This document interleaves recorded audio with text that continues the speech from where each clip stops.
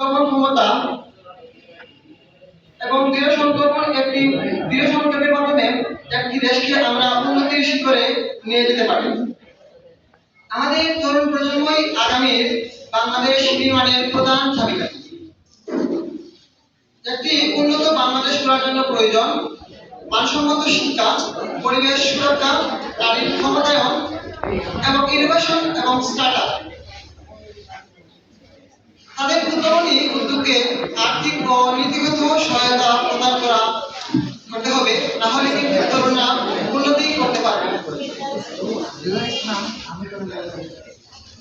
যে বাংলাদেশ আমরা কল্পনা করি তা হবে দুর্নীতিমুক্ত, বৈষম্যহীন, মানবিক, মূল্যবোধে সমৃদ্ধ। তরুণ প্রজন্মের হাত ধরে আমরা একটি প্রগতিশীল, উন্নত এবং মানবিক বাংলাদেশ গঠন করতে চাই। এই বলে আমি আমার